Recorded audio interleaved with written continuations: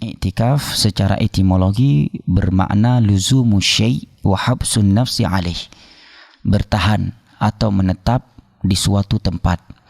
Itu arti i'tikaf secara etimologi, secara bahasa Arab.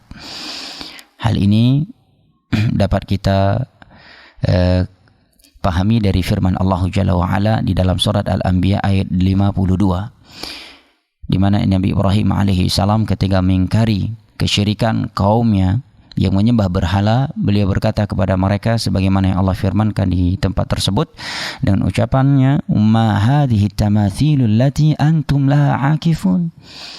Berhala patung apa ini? Kok kalian i'tikaf di sisinya?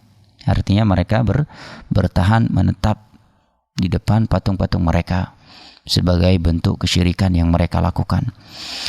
Adapun secara syar'i, maka mana i'tikaf, kata Al-Hafidh Ibnu Hajar Al-Asqalani dalam Fathul Bari, kata beliau, al-maqam fil masjid min syakhsin makhsusin ala sifatin makhsusah ta'abbudan lillah, adalah bertahan menetap di rumah Allah, di masjid yang dilakukan oleh orang tertentu dengan cara tertentu dalam rangka beribadah kepada Allah Jalla wa Ala.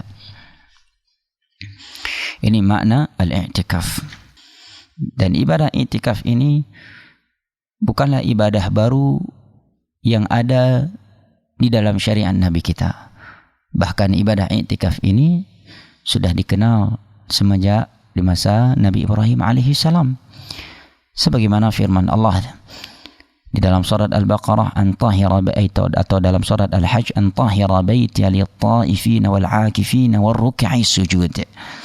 Wahai Ibrahim dan Ismail, sucikanlah rumahku ini untuk orang-orang yang tawaf, untuk orang-orang yang beriktikaf, sujud dan ruku.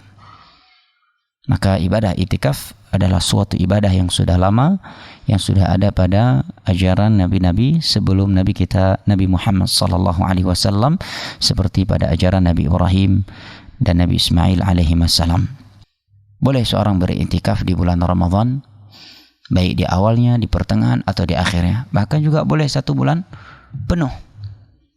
Namun yang paling ditekankan adalah di 10 terakhir bulan Ramadan, karena malam Lailatul Qadar ada di 10 terakhir bulan Ramadan. Naam.